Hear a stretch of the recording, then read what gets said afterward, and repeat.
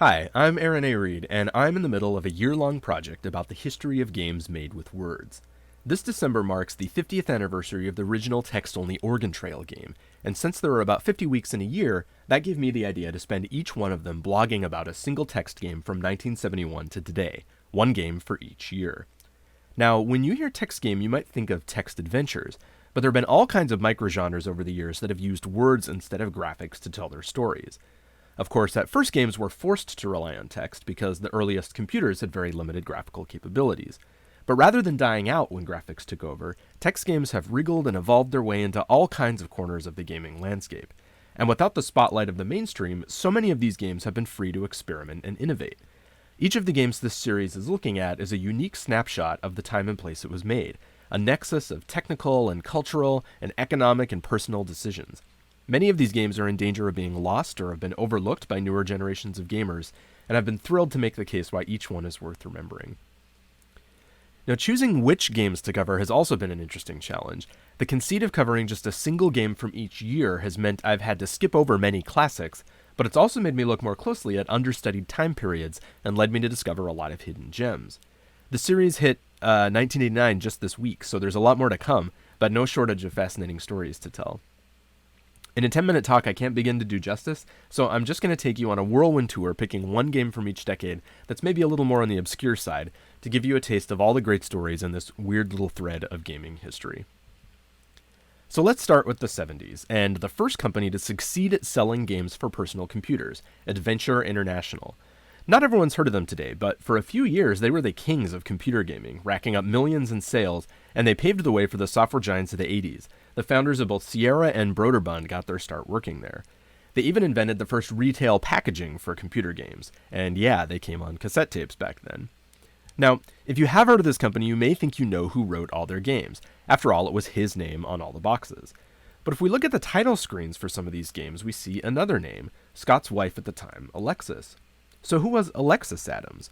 She was an entrepreneur who actually ran most of the business side of the company and also collaborated with Scott on some of the games, even teaching herself enough coding to write at least one of them herself. Scott credited much of the unique feel of Pirate Adventure, their second game, to her. It's one of the earliest text adventures where the player's main goal is building something, not collecting treasure or killing monsters. You're shipwrecked and you need to repair your boat. There's a pirate, but instead of trying to kill you or rob you like NPCs in earlier games, he basically just wants to get drunk and not have to do any work. At one point, you find him sleeping off a bender in a graveyard. Alexis had sole author credit on the 1979 game Voodoo Castle, again though only on the title screen. And this game, which is dedicated to all moms, has a character named after the Adams' daughter, Megan. This character is one of the first women in a computer game with dialogue. Scott and Alexis later divorced, and her part in the legacy of the company faded over time, but she was undoubtedly a huge part of the world's first successful computer game studio. Then there was the 1980s, the decade of Infocom's legendary interactive fiction. But let's fast forward through all that and talk instead about an even more obscure genre, play-by-mail gaming. In Monster Island, you play a castaway survivor on a dangerous continent. The game ran on a computer, but the players never touched one. Instead, they'd fill out a paper order form each week detailing their character's next moves and send it into the company through the mail, no software required. Once a week, you'd get back a turn report, a stack of laser-printed pages detailing the results of your orders. In Monster Island, thousands of players shared the same persistent virtual world, an enormous continent 3 times the size of Australia with over 250,000 individual locations. The game started out simple. The rulebook was just a tiny pamphlet that listed less than 20 orders. But as you kept exploring, the list of actions you knew how to do would grow. Reach a trading outpost and you'd learn orders for buying and selling goods. Stumble across another player and you'd learn orders for how to be friendly or hostile. You might even learn how to request and send in entirely different kinds of order cards. Years before wikis, players had to coordinate through letters and fanzines to figure out how the game they were playing even worked. And it was so huge that years after it launched, major portions of it, like an elaborate magic system, still remained largely mysterious. Play-by-mail gaming mostly died out in lockstep with the rise of email and the web, but a hardcore Monster Island fanbase continued playing the game for almost 30 years, an incredible run for a game its creator had hoped would last for 3. In the early 90s, a rather unusual game was released called Silverwolf.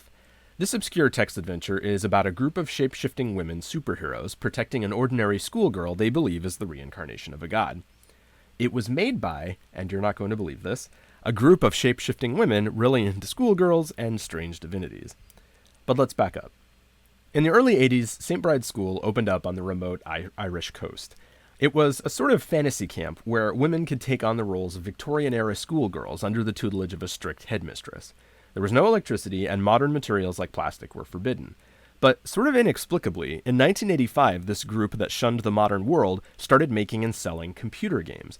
Maybe as a publicity stunt to draw attention to the school, or maybe the school was a publicity stunt to draw attention to the games. It's unclear. In fact, many things about St. Bride's are unclear to this day because the women behind it deployed a baffling array of different names and personas. There may have been as many as 14 or as few as 2 distinct women behind them.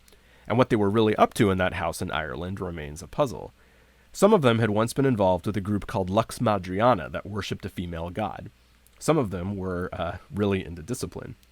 Whatever their true beliefs, Silverwolf was one of St. Bride's last games released, and it's filled with beautiful writing and enigmatic riddles.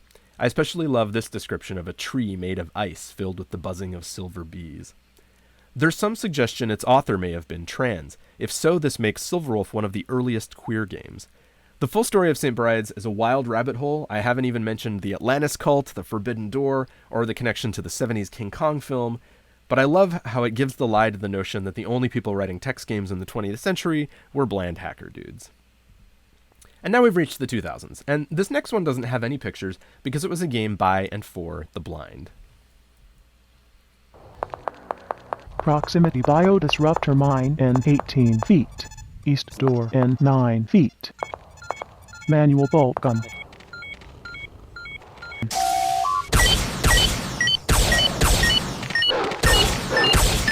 Long knife. White data wafer taken.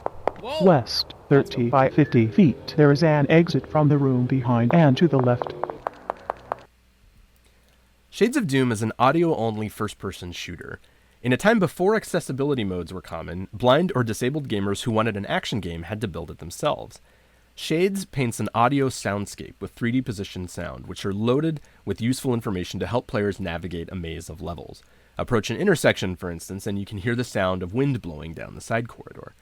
Your constant companion is Ava, the envirometric vector analyzer, a sort of screen reader for reality, who at the stroke of a key can describe the dimensions of rooms, the distance to walls or objects, and turn on a tracking device that helps pinpoint the location of moving monsters. Eva supports nearly 40 single-key commands, using almost every key on the keyboard, and learning to quickly deploy them is key to staying alive in a maze filled with zombies, mutant dogs, cyborgs, and traps like pits and jets of gas.